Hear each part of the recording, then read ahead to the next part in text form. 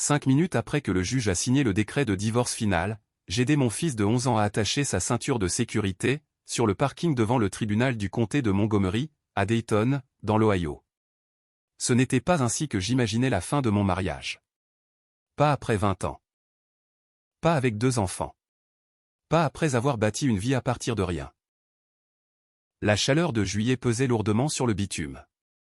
Ma chemise habillée collait à mon dos, et mon genou gauche me lançait, comme toujours lorsque je restais debout trop longtemps.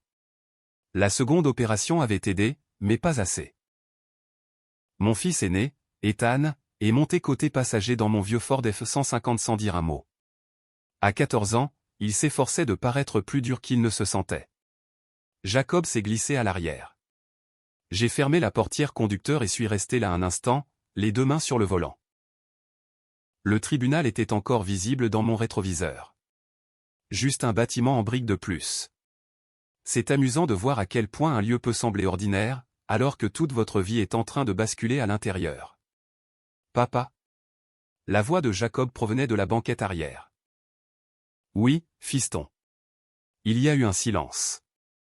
Est-ce qu'on est toujours une famille?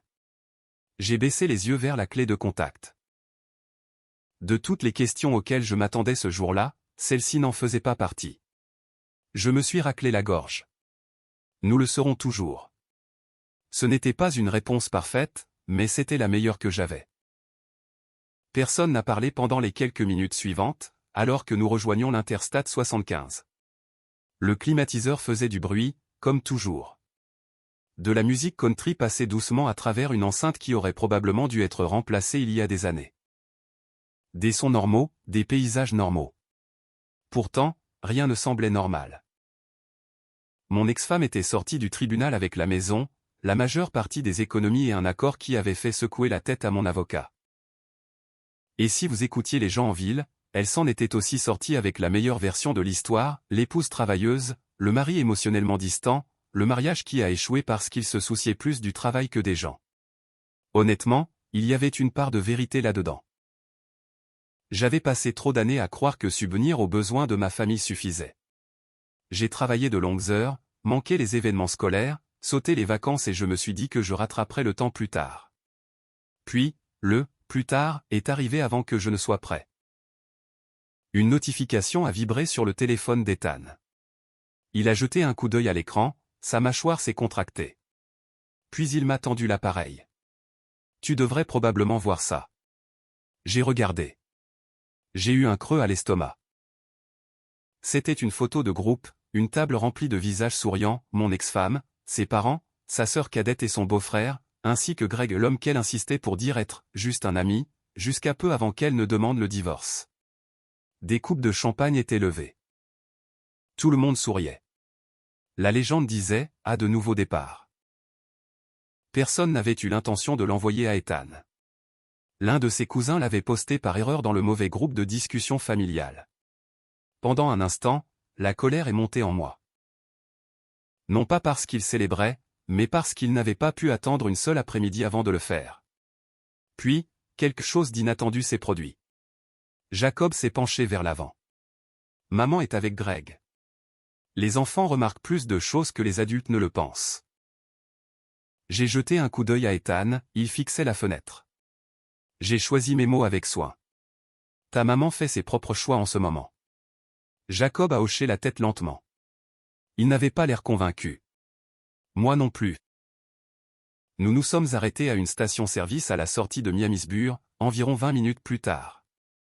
Les garçons voulaient des boissons, j'avais besoin d'un café. Alors que je faisais la queue avec un café noir et une bouteille d'eau, mon téléphone a vibré. C'était mon avocat, Richard. Je suis sorti avant de répondre. Tout va bien, ai-je demandé. Il y a eu un silence étrange. En fait, quelque chose d'intéressant vient d'arriver. Je me suis appuyé contre le mur en briques, près de la machine à glace. Quoi? Tu te souviens de ce fiduciaire dont nous avons discuté le mois dernier?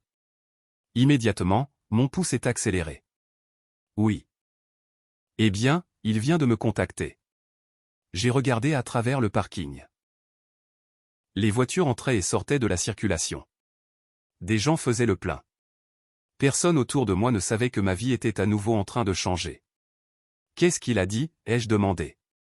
Richard a baissé la voix. Il a contacté l'avocat de ton ex-femme. Mon estomac s'est noué. Quand? Il y a environ 10 minutes. 10 minutes. À peu près au moment où tout le monde devait être en train de s'asseoir dans ce restaurant. Qu'est-ce qui s'est passé? Je ne sais pas exactement, mais apparemment, son avocat a quitté la table et a pris l'appel en privé. J'ai fermé les yeux.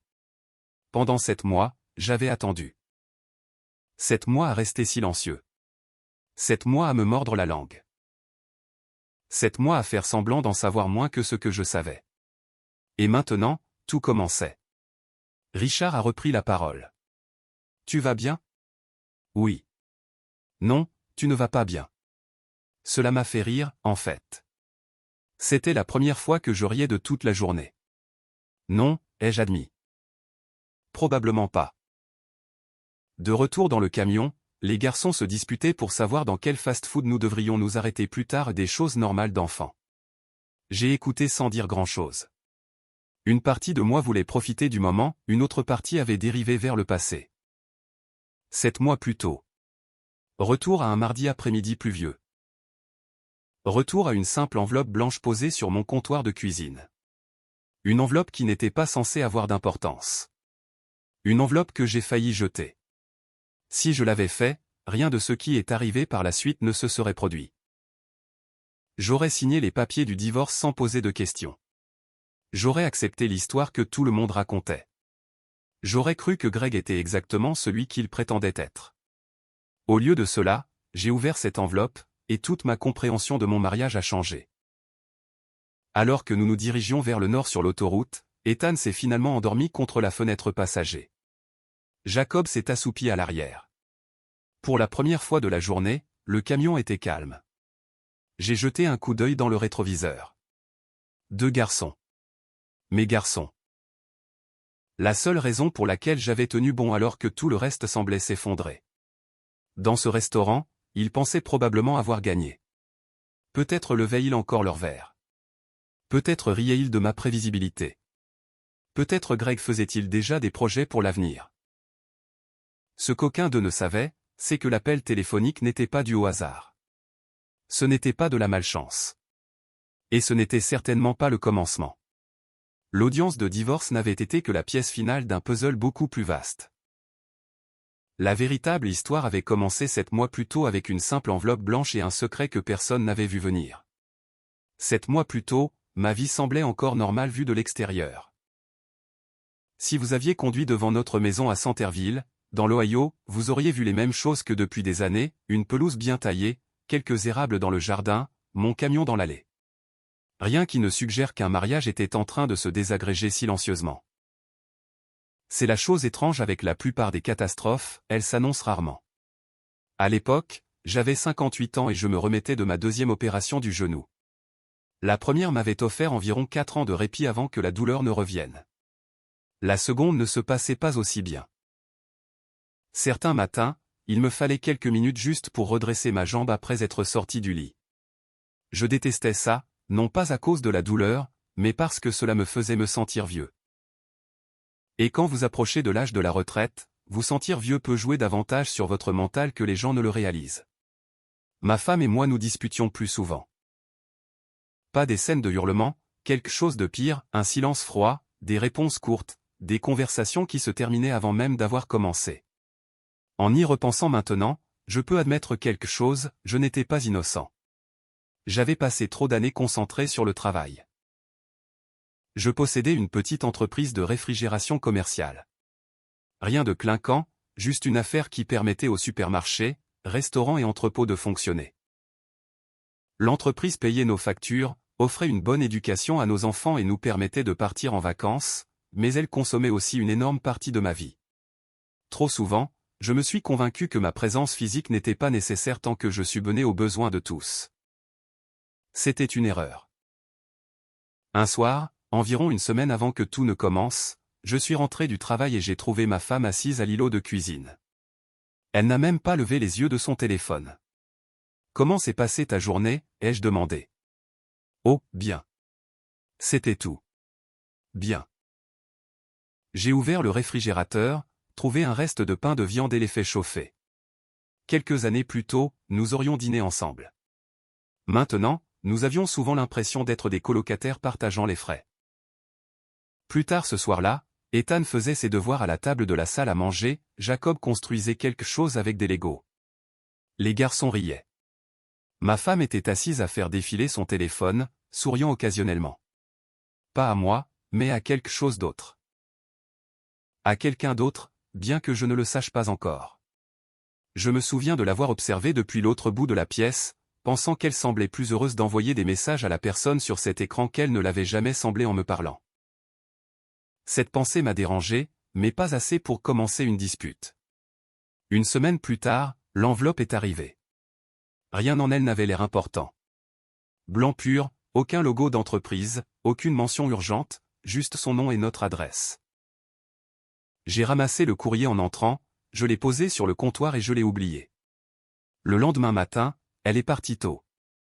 Je buvais mon café quand j'ai remarqué l'enveloppe, toujours là, non ouverte. J'ai failli la jeter sur la pile de papier qu'elle ignorait habituellement. Puis, quelque chose a attiré mon attention, une petite adresse de retour provenant d'un bureau de services financiers à Cincinnati. C'était étrange. Nous ne connaissions personne à Cincinnati. Du moins, je ne le pensais pas. J'ai fixé l'enveloppe pendant quelques secondes. Puis, j'ai fait quelque chose que je n'aurais probablement pas dû, je l'ai ouverte. Jusqu'à ce jour, je n'en suis pas fier. Mais si je ne l'avais pas fait, aucune vérité ne serait remontée à la surface. À l'intérieur se trouvait un relevé. Rien de dramatique. Pas de secret énorme, pas de preuves irréfutables, juste des chiffres, numéros de compte, soldes, transactions et le genre de paperasse que la plupart des gens auraient survolé en 3 secondes avant de la jeter. Ce qui m'a dérangé était simple, je n'avais jamais vu ce compte auparavant. Pas une fois. Ni pendant la saison des impôts. Ni lors des réunions de planification financière. Ni quand nous avons refinancé la maison. Jamais. Je me suis assis à la table de la cuisine et j'ai lu chaque page. Puis je l'ai relu. Le solde n'était pas énorme, un peu plus de 28 000 $. Assez d'argent pour compter, mais pas assez pour expliquer quoi que ce soit, surtout quand je n'avais aucune idée de l'existence de ce compte. Pendant la majeure partie de la journée, j'ai essayé de me convaincre qu'il y avait une explication raisonnable. Peut-être un vieil investissement. Peut-être un héritage. Peut-être quelque chose que j'avais oublié. Au dîner, j'y pensais toujours. Finalement, j'ai demandé avec désinvolture, « Et, c'est quoi ce compte de Cincinnati ?» La réaction a été trop rapide. Sa tête s'est relevée. « Quel compte ?» Le relevé. Son expression a changé pendant une demi-seconde, puis elle a disparu. Ce n'est rien. Rien. Réponse intéressante. Alors pourquoi n'étais-je pas au courant? Elle a haussé les épaules. Parce que ça ne te regarde pas, je me souviens d'être resté là, tenant un verre d'eau, essayant de décider si je devais insister. Au lieu de cela, j'ai laissé tomber, du moins en apparence. À l'intérieur, quelque chose avait basculé. Une semaine plus tard, j'ai trouvé un deuxième compte, puis un troisième. Tous différents. Tous inconnus. L'argent ne disparaissait pas, il se déplaçait lentement, prudemment, comme quelqu'un qui transférerait des seaux d'eau d'un récipient à un autre en espérant que personne ne remarque la baisse du niveau. C'est là que j'ai contacté un expert comptable judiciaire non pas parce que je prévoyais un divorce, non pas parce que je voulais me venger, mais parce que j'avais besoin de savoir si je perdais la raison. L'expert s'appelait Michael. Un ancien enquêteur de l'IRS, 63 ans. Un humour peint sans rire. Le genre de gars qui avait l'air de préférer aller à la pêche plutôt que de parler aux gens. Nous nous sommes rencontrés dans un restaurant près de la route 725. Après avoir examiné la paperasse, il s'est adossé dans la banquette. « Tu veux la bonne nouvelle ou la mauvaise ?» J'ai ri nerveusement. « Commence par la bonne. Tu n'es pas fou. » La mauvaise nouvelle est venue ensuite, quelqu'un déplace définitivement de l'argent. Je me suis senti malade. Pas en colère. Pas encore. Juste fatigué. Michael m'a étudié avec attention. « Tu veux que je continue à chercher ?» J'ai fixé la fenêtre du restaurant. La pluie frappait doucement contre la vitre. Pour la première fois, j'ai compris que ce qui se passait pourrait être bien plus important que de simples comptes cachés. Oui, ai-je dit doucement. Je veux des réponses. Au cours des semaines suivantes, Michael a découvert un schéma.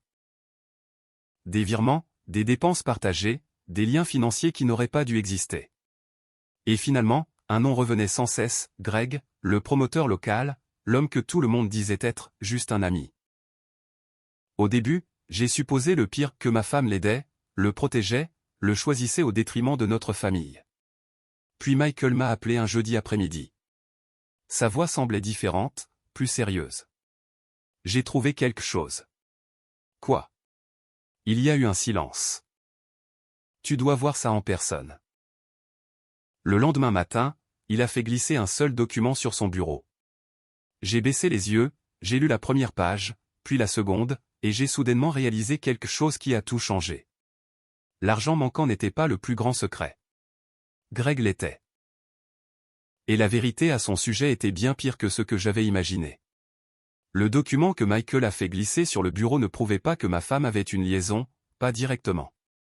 Ce qu'il prouvait, c'était quelque chose à quoi je ne m'attendais pas, Greg était fauché. Pas le genre de « fauché » que la plupart des gens imaginent.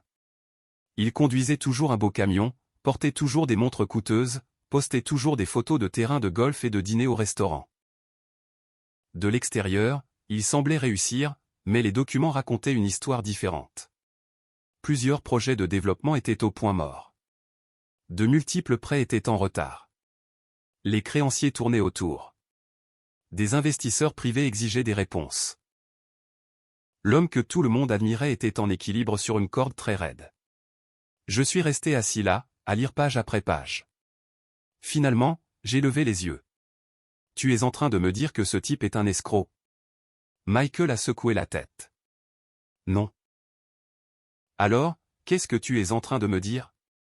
Il dépense de l'argent qu'il n'a pas, cette réponse semblait d'une certaine manière pire. Une escroquerie aurait été simple, c'était plus désordonné, plus humain, plus crédible. Michael a pointé plusieurs sections surlignées. Tu vois ces virements? J'ai hoché la tête. Ils correspondent presque parfaitement à l'argent qui quitte les comptes liés à ton foyer. J'ai fixé les chiffres. Mon estomac s'est noué. Pendant des semaines, je m'étais convaincu qu'il devait y avoir une autre explication à un malentendu, une erreur de comptabilité, quelque chose. Maintenant, cet espoir disparaissait. Je suis rentré chez moi en silence. Ce soir-là, ma femme était assise sur la terrasse, faisant défiler son téléphone. Le soleil se couchait derrière les arbres. Pendant un instant, elle ressemblait exactement à la femme que j'avais épousée 20 ans plus tôt. Et c'est ça qui faisait mal, non pas la possibilité de la perdre, mais la réalisation que je l'avais déjà perdue. Je me suis assis en face d'elle. Aucun de nous n'a parlé pendant près d'une minute. Finalement, elle a levé les yeux. Quoi? Juste un mot. Quoi? Pas, comment s'est passée ta journée? Pas, tu as l'air fatigué. Juste, quoi? J'ai failli tout lui dire sur le moment, les comptes, Greg, Michael, tout. Au lieu de cela, j'ai dit autre chose. Est-ce que tu penses que ça va entre nous? Elle a cligné des yeux. Pendant une seconde, elle a semblé sincèrement surprise par la question. Puis elle a détourné le regard.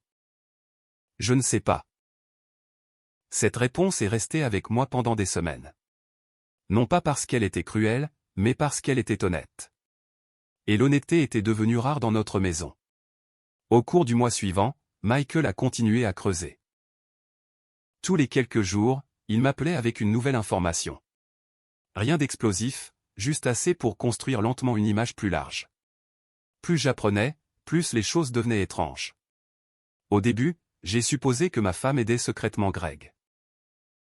Puis une autre possibilité a émergé, peut-être que Greg l'utilisait. Un après-midi, Michael a appelé pendant que j'étais au travail. Je suis sorti derrière un restaurant où mon équipe réparait un congélateur. « Qu'est-ce que tu as trouvé ?» ai-je demandé. « Tu es assis ? C'est jamais un bon signe. » Il a ri. « Non, ça ne l'est généralement pas », puis son ton est devenu sérieux. « Ta femme ne contrôle pas ça. » J'ai froncé les sourcils. Qu'est-ce que tu veux dire? Je veux dire que c'est Greg qui le fait. Je me suis appuyé contre le bâtiment. Explique-moi. Michael m'a guidé à travers plusieurs transactions. Le schéma était évident une fois qu'il l'a souligné. Chaque fois que Greg rencontrait des problèmes financiers, l'argent semblait apparaître de nulle part. Quelques semaines plus tard, un autre paiement faisait surface. Puis un autre. Ma femme ne dirigeait pas l'opération, elle réagissait aux problèmes de Greg, l'aidant, le sauvant, croyant à toute histoire qu'il lui racontait. J'ai ressenti quelque chose d'inattendu, pas de satisfaction, pas de colère, mais de la pitié. Pendant des mois, j'avais imaginé un plan machiavélique, un partenariat secret, une conspiration contre moi. Au lieu de cela, j'observais une femme prenant des décisions de plus en plus mauvaises parce qu'elle faisait confiance au mauvais homme. Cette réalisation a tout compliqué. Cela aurait été plus facile si elle avait simplement été mauvaise. La vie fonctionne rarement ainsi. Les vérités les plus difficiles arrivent généralement mêlées à de la compassion. Quelques jours plus tard, Ethan m'a trouvé assis seul dans le garage. « Qu'est-ce que tu fais ?» Je réfléchis. Il a ri. « Tu fais ça beaucoup ces derniers temps. Ça fait partie du fait de vieillir. » Il a pris une chaise pliante et s'est assis. Pendant un moment, nous avons simplement écouté la pluie frapper sur le toit. Puis il m'a surpris. « Maman va partir, n'est-ce pas ?» Je me suis tourné vers lui. Il fixait le sol en béton. Les enfants remarquent tout. Les changements de routine, la tension, l'affection manquante, les sourires forcés. Ils ne comprennent peut-être pas chaque détail, mais ils savent quand quelque chose ne va pas, je ne sais pas ce qui va se passer, ai-je dit. C'était vrai. À l'époque, je ne le savais sincèrement pas. Ethan a hoché la tête. Puis il a dit quelque chose que je n'oublierai jamais, si elle part, ne pars pas toi aussi. J'ai détourné le regard avant qu'il ne puisse voir mes yeux. Cette conversation est devenue l'une des raisons pour lesquelles je suis resté calme plus tard, non pas parce que j'étais fort, mais parce que mes garçons avaient plus besoin de stabilité que de vengeance. Environ 6 semaines après cette conversation, ma femme a officiellement demandé le divorce. Pas de dispute dramatique, pas de hurlements, juste une conversation à la table de la cuisine. Je pense que c'est le moment, a-t-elle dit doucement. Je me souviens d'avoir regardé le grain du bois sur la table. La même table où nous avions pris des milliers de repas, aidé aux devoirs, emballé des cadeaux de Noël, planifié des vacances, construit une ville et maintenant, nous y mettions fin. Est-ce qu'il y a quelqu'un d'autre, ai-je demandé. Elle a hésité. Pas longtemps, mais assez longtemps. C'était toute la réponse dont j'avais besoin. J'ai hoché la tête lentement. Je vois. Au cours des mois suivants, les avocats sont devenus une partie de la vie quotidienne. Paperasse, déclarations financières, réunions de médiation, évaluation de propriété, conversations sans fin sur qui obtenait quoi.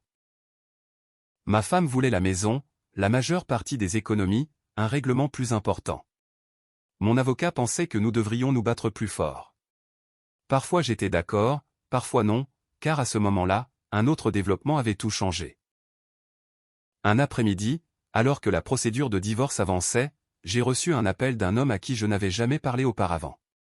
Son nom était Harold Benson. Il s'est présenté comme le fiduciaire d'une succession liée à mon défunt associé. Au début, j'ai pensé qu'il s'était trompé de numéro. Puis, il a mentionné un document signé des années plus tôt, quelque chose dont je me souvenais à peine, quelque chose que mon ancien partenaire avait secrètement arrangé avant sa mort. À la fin de cette conversation, j'ai compris pourquoi Harold appelait et pourquoi le timing importait. La fiducie ne pouvait pas divulguer certaines informations tant que le divorce était actif. Légalement, tout devait attendre, ce qui signifiait que je n'avais qu'un seul choix, rester patient, terminer le divorce, garder ma bouche fermée et laisser tout le monde croire qu'il connaissait déjà la fin.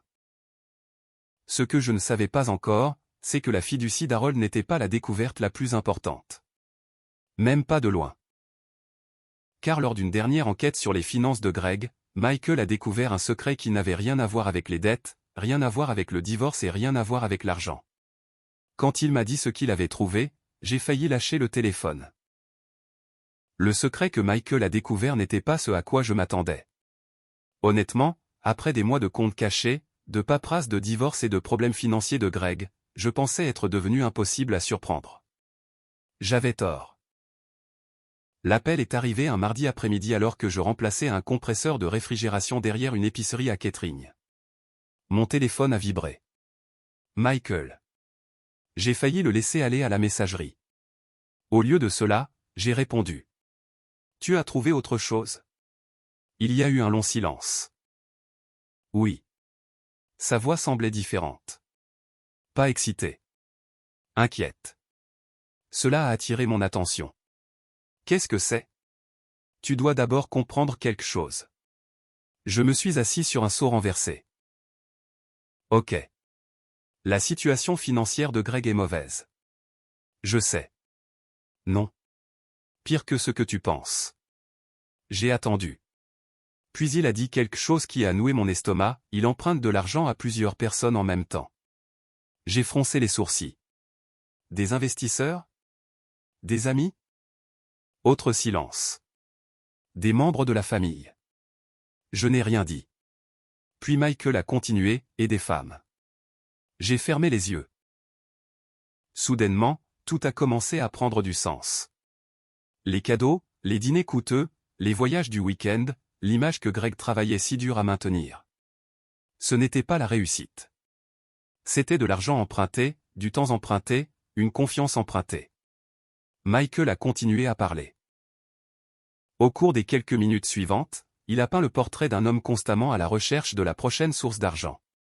Toujours en train de promettre, toujours en train d'expliquer, toujours à une affaire de la réussite. J'avais connu des hommes comme ça. La plupart des gens en ont connu. Ils sont charmants, confiants, convaincants jusqu'à ce que la réalité les rattrape. Quel est le rapport avec ma femme, ai-je demandé. Plus que tu ne le penses. Il a expliqué que plusieurs transactions semblaient liées à des prêts personnels que Greg avait reçus de proches. Certains avaient été remboursés, d'autres non. Plusieurs relations s'étaient mal terminées non pas parce que Greg était nécessairement un criminel, mais parce qu'il semblait toujours avoir besoin d'aide. Et finalement, les gens perdaient patience. Quand l'appel a pris fin, je suis resté là, à fixer le parking. Pendant des mois, j'avais imaginé Greg comme un cerveau criminel, l'homme qui avait volé ma femme, l'homme qui avait ruiné mon mariage, l'homme qui avait pris mon avenir.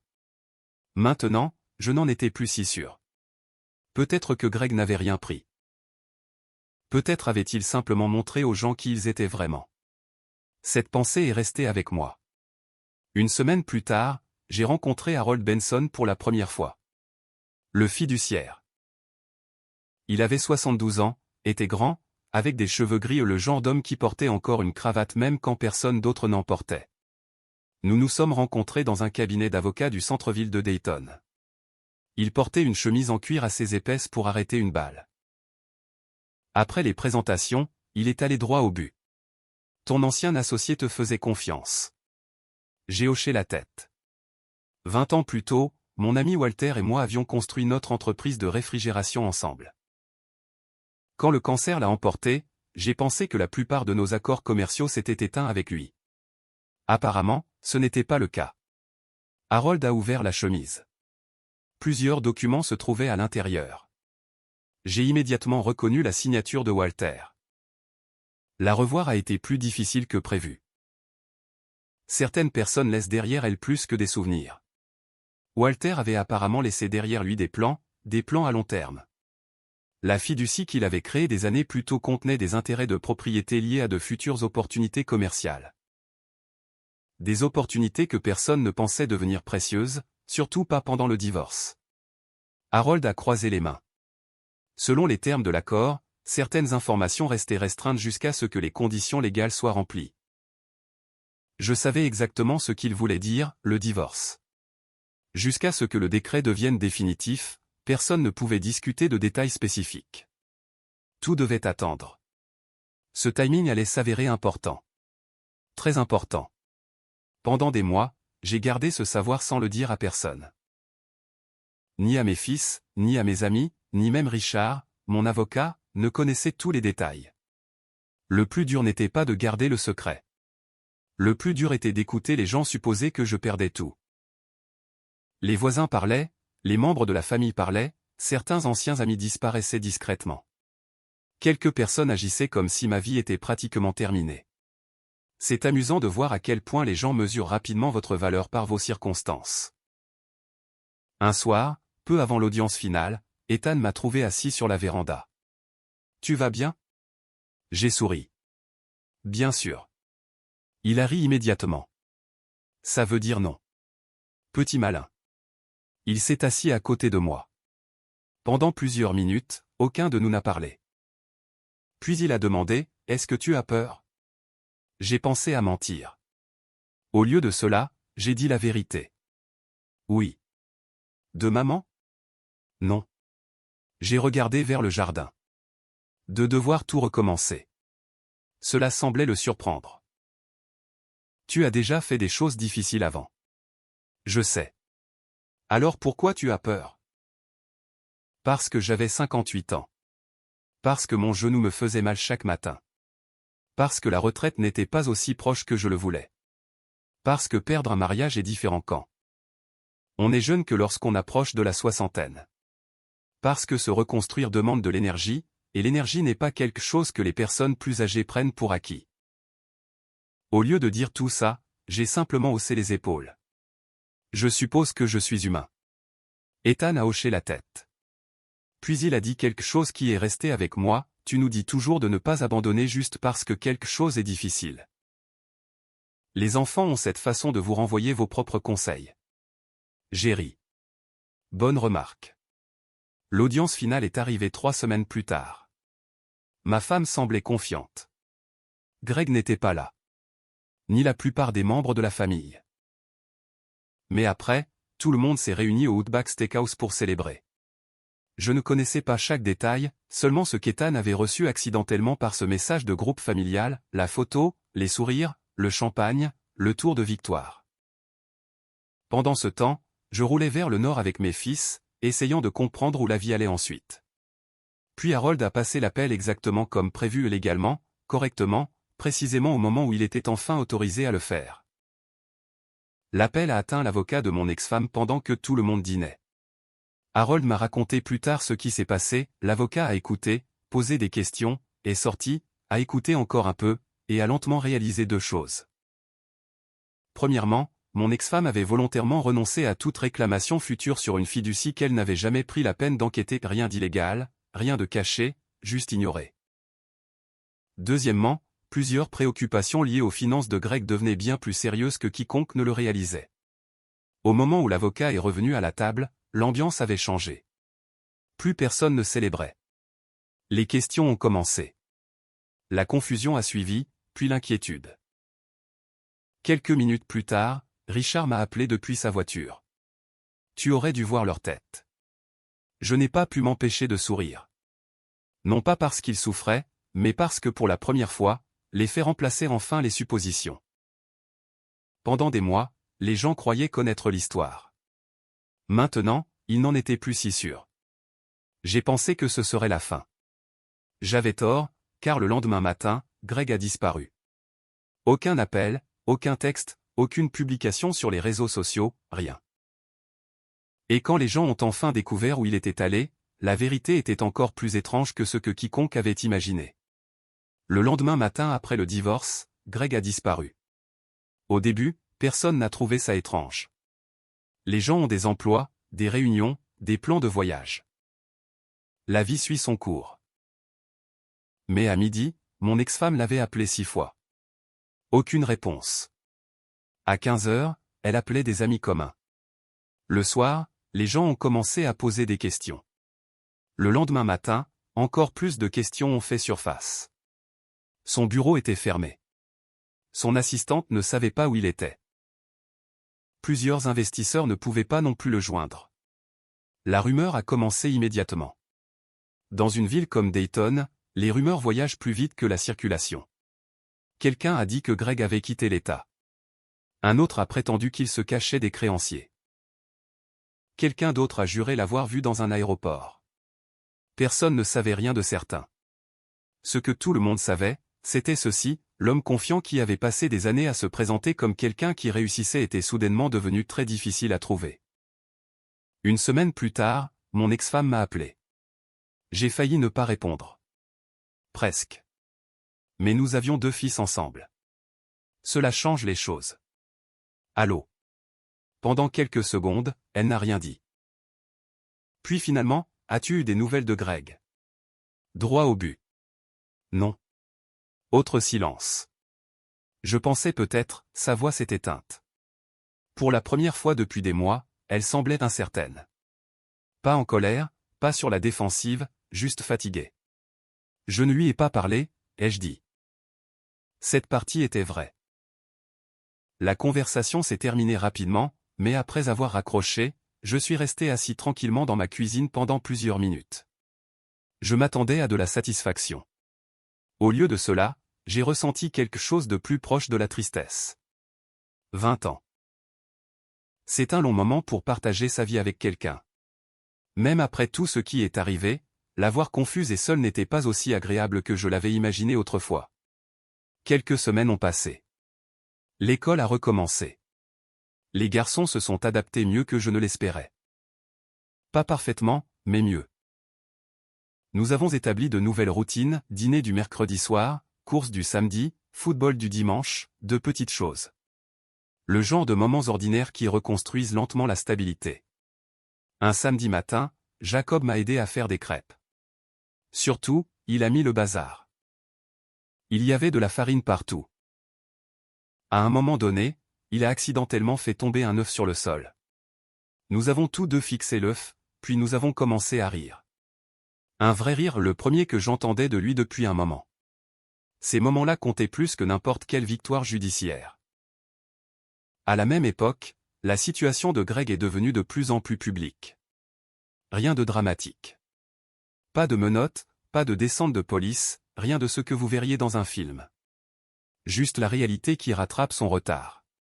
Plusieurs projets ont échoué. Les investisseurs ont exigé des réponses. Les partenaires commerciaux ont commencé à prendre leur distance. L'image qu'il avait passé des années à créer a commencé à s'effriter. Et quand l'image est tout ce que vous avez, c'est une chose dangereuse.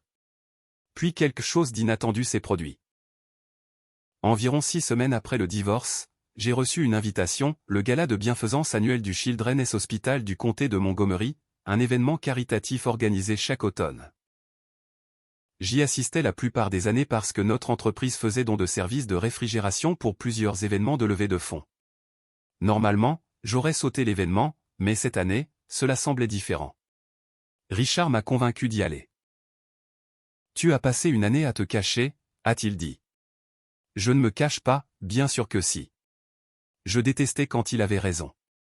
Le gala a eu lieu dans une grande salle de banquet près du centre-ville de Dayton. Environ 300 personnes étaient présentes. Propriétaires d'entreprises, leaders communautaires, familles, retraités, la foule habituelle. J'ai failli faire demi-tour sur le parking. Une partie de moi détestait encore marcher dans des salles où les gens connaissaient mes affaires personnelles, mais Ethan ne me l'a pas permis. Papa? Quoi? Arrête de trop réfléchir. Apparemment, la sagesse vient parfois des adolescents. À l'intérieur, les gens m'ont accueilli chaleureusement, plus chaleureusement que je ne l'espérais. Plusieurs anciens employés se sont arrêtés pour me serrer la main. Quelques propriétaires d'entreprises locales ont demandé comment j'allais. Personne n'a mentionné le divorce, pas directement, et j'ai apprécié cela. Environ 30 minutes après le début de la soirée, j'ai repéré mon ex-femme. Elle était debout près de l'une des tables du fond, seule. Pas de Greg, pas de célébration, pas de victoire, juste une femme tenant un verre d'eau et ayant l'air mal à l'aise. Pendant une seconde, je l'ai à peine reconnue. Pas physiquement, émotionnellement. Elle avait l'air épuisée. L'événement a continué. Le dîner a été servi. Les discours ont commencé. Puis, quelque chose est arrivé que je n'avais jamais vu venir. L'un des membres du conseil d'administration de l'hôpital est monté sur scène. Il a passé plusieurs minutes à remercier les donateurs locaux et les bénévoles. Puis, il a commencé à reconnaître les entreprises communautaires qui avaient discrètement soutenu l'hôpital au fil des ans. Notre entreprise en faisait partie. Je m'attendais à une mention rapide, rien de plus. Au lieu de cela, l'orateur a partagé une histoire. Des années plus tôt, lors d'un hiver particulièrement difficile, l'un des systèmes de réfrigération de l'hôpital était tombé en panne de façon inattendue. La réparation a été effectuée pendant la nuit. Pas de publicité, pas de communiqué de presse, pas de reconnaissance, juste des gens qui faisaient leur travail. Je me suis immédiatement souvenu de cette nuit. De la neige partout. 12 heures de réparation, sans frais. Je n'y avais pas pensé depuis des années. Puis l'orateur a dit quelque chose qui m'a surpris, certaines personnes aident parce qu'elles veulent de l'attention. Il a souri. D'autres aident parce qu'elles croient que c'est la bonne chose à faire. Plusieurs têtes se sont tournées vers ma table. J'ai senti mon visage chauffer. La salle a applaudi. Je voulais disparaître. Puis, les choses sont devenues encore plus émotionnelles. Sans avertissement, Ethan s'est levé. Mon cœur s'est presque arrêté. Il n'était pas prévu qu'il prenne la parole. Personne ne lui avait demandé. Il est simplement resté debout. La salle est progressivement devenue silencieuse. Papa ne dira pas ça lui-même, a-t-il commencé. Oh non. Immédiatement, j'ai su que cela n'allait pas là où je le voulais. Les gens ont souri. Quelques-uns ont ri doucement. Ethan a continué, cette année n'a pas été facile pour notre famille. On aurait pu entendre une épingle tomber. Mais peu importe ce qui est arrivé, il a toujours été là. Sa voix a légèrement tremblé. À chaque match, à chaque entraînement, à chaque mauvaise journée. Il n'a jamais abandonné. Le silence qui a suivi semblait énorme. Puis les applaudissements ont repris plus fort cette fois, plus long. J'ai regardé à travers la salle. Mon ex-femme pleurait pas de manière dramatique, silencieusement, regardant vers la table. Et pour la première fois depuis le divorce, j'ai compris quelque chose, cela n'a jamais été une question d'argent, jamais une question de maison, jamais une question de Greg. La vraie perte n'était pas financière. Elle était personnelle. Quelques jours plus tard, on a frappé à ma porte d'entrée. J'ai ouvert. Mon ex-femme se tenait seule sur le porche. Pas d'avocat, pas de famille, pas d'excuses, juste elle. Et d'une certaine manière, je savais que cette conversation serait très différente de toutes celles que nous avions eues au cours de l'année écoulée. Quand j'ai ouvert la porte, mon ex-femme semblait plus vieille que dans mes souvenirs. Pas physiquement. La vie l'avait simplement rattrapée. De la même manière qu'elle m'avait rattrapé. Pendant quelques secondes, aucun de nous n'a parlé. Puis elle a posé la question que je ne m'attendais jamais à entendre, est-ce qu'on peut parler? Je me suis écarté. Bien sûr. Elle est entrée lentement dans la maison. Ce n'était pas la maison que nous avions partagée pendant des années. Après le divorce, j'avais loué un endroit plus petit à Springboro. Rien de fantaisiste. 2 chambres à l'étage pour les garçons, un petit bureau, une arrière-terrasse. Suffisant. À mon âge, suffisant, commence à sonner mieux que, plus. Elle s'est assise à la table de la cuisine. La même table où Ethan faisait ses devoirs presque tous les soirs. La même table où Jacob laissait des miettes de céréales chaque matin, peu importe le nombre de fois où je le lui rappelais. La vie ordinaire. Celle que j'avais passé les derniers mois à reconstruire. J'ai versé du café pour nous deux. Elle a enveloppé le mug avec ses mains. Pendant un moment, elle l'a simplement fixé. Puis elle a parlé. Je te dois des excuses. Je n'ai pas répondu. Non pas parce que je voulais la punir, mais parce que je voulais qu'elle termine. Je n'attends pas de pardon. Autre silence. Je voulais juste le dire. Je me suis assis en face d'elle, attendant. Elle a pris une longue respiration. Quand nous avons commencé à avoir des problèmes, j'étais en colère. J'ai hoché la tête. Ce n'était pas exactement un scoop. Je me sentais invisible. Sa voix était calme. Et au lieu de gérer ça, j'ai commencé à parler à quelqu'un qui me faisait me sentir importante. Greg. Aucun de nous n'a prononcé son nom. Nous n'avions pas besoin de le faire. Elle a baissé les yeux.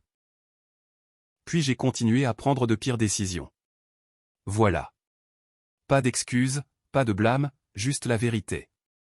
Pendant des années, j'avais imaginé cette conversation.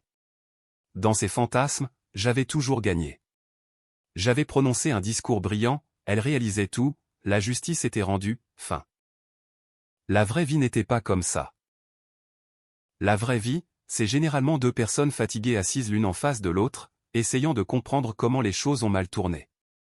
Je n'ai pas été un mari formidable non plus, ai-je dit. Elle a eu l'air surprise. Tu n'es pas obligé de faire ça. Je ne fais rien. J'ai haussé les épaules. J'ai trop travaillé. Ce n'était pas une excuse, c'était un fait. J'ai raté des choses. Non pas parce que je ne m'en souciais pas, je sais. Pour la première fois depuis des années, aucun de nous ne se défendait. Nous parlions simplement. La conversation a duré près de 2 heures. Parfois difficile, parfois inconfortable, quelquefois émotionnelle. Il y a eu de longues périodes de silence aussi. Le genre qui me faisait peur auparavant. Maintenant, il semblait honnête. Finalement, le sujet a tourné autour de Greg. Elle a ri une fois, un rire court et fatigué. Je pensais vraiment le connaître. Beaucoup de gens le pensaient aussi. Cela l'a fait sourire pour la première fois de tout l'après-midi. Pas un sourire heureux, mais un sourire humain. Le genre de sourire que les gens ont quand ils ont enfin cessé de faire semblant. « Est-ce que tu sais quelle est la pire partie ?» a-t-elle demandé. « Quoi ? » J'ai passé tellement de temps à te blâmer que j'ai arrêté de faire attention à mes propres choix. Cette phrase est restée suspendue dans la pièce parce qu'elle était vraie. Pas seulement pour elle, mais pour moi aussi. Nous le faisons tous parfois. C'est plus facile de pointer vers l'extérieur que vers l'intérieur. Plus facile de trouver des méchants que d'assumer sa responsabilité. À l'approche du soir, elle s'est levée pour partir. À la porte, elle a hésité. Puis elle a dit quelque chose que je respecterai toujours, « Merci de t'occuper des garçons. » J'ai presque ri. Ce sont mes garçons. Je sais. Ses yeux se sont légèrement remplis. Pourtant, après son départ, je suis resté sur la véranda à la regarder s'éloigner. Pas avec colère, pas avec satisfaction, juste avec acceptation. Certaines histoires ne se terminent pas par des ennemis se détruisant mutuellement. Parfois, elles se terminent par des gens voyant enfin la vérité. Une année a passé, puis une autre. La vie est devenue plus calme. La fiducie a finalement mûri exactement comme Harold l'avait prédit. Financièrement, j'étais à l'aise, pas riche à l'aise. Honnêtement, c'était plus que suffisant. J'ai réduit ma charge de travail, vendant une partie de l'entreprise à 2 jeunes managers que j'avais passé des années à mentorer. Mon genou n'est jamais devenu parfait. Il ne le sera probablement jamais, mais il s'est amélioré. La plupart des matins, je pouvais marcher sans y penser. C'est une victoire à mon âge. Ethan a obtenu son diplôme de fin d'études secondaires. Jacob a découvert un talent pour la menuiserie et a d'une certaine manière transformé mon garage en usine à sueur. Les garçons ont passé du temps avec leurs 2 parents, comme il se doit. Leur mère a travaillé dur pour reconstruire ses relations, et à son honneur, elle l'a fait. Pas parfaitement, personne ne le fait, mais sincèrement. Greg a dérivé hors de la vie de tout le monde. La ville a finalement trouvé de nouveaux potins, elle le fait toujours. Un soir, environ 2 ans après le divorce, je me suis retrouvé assis près d'un lac près du parc d'État de Cedar Creek avec les 2 garçons. Le soleil se couchait, l'eau était calme, personne ne disait grand-chose. Nous avions passé l'après-midi à pêcher, surtout sans succès. Jacob a finalement brisé le silence. « Papa ? » ?»« Oui. »« Tu sembles plus heureux. » J'ai regardé à travers l'eau, pensé à tout ce qui était arrivé, le mariage, la trahison, la colère, la peur, la reconstruction, le long chemin du retour. Puis j'ai souri. Je pense que je le suis. Le truc amusant, c'est que la vengeance que j'imaginais au début n'a jamais eu lieu. Pas vraiment. Personne n'a été détruit. Personne n'a été publiquement humilié. Personne n'a tout perdu. Ce qui est arrivé à la place était quelque chose de meilleur, la vérité est sortie, les gens ont fait face à des conséquences, et j'ai arrêté de permettre au choix des autres de contrôler ma paix. Cela s'est avéré valoir bien plus que n'importe quelle victoire judiciaire. S'il y a une chose que j'ai apprise, c'est ceci, vous ne pouvez pas toujours empêcher quelqu'un de vous faire du mal, mais vous pouvez décider de ce qui se passe ensuite. Et parfois, la chose la plus forte que vous puissiez faire est de construire une vie si solide que la trahison ne la définit plus. Si vous avez déjà dû tout recommencer après une déception, une perte ou une trahison, j'espère que vous avez retrouvé votre équilibre aussi.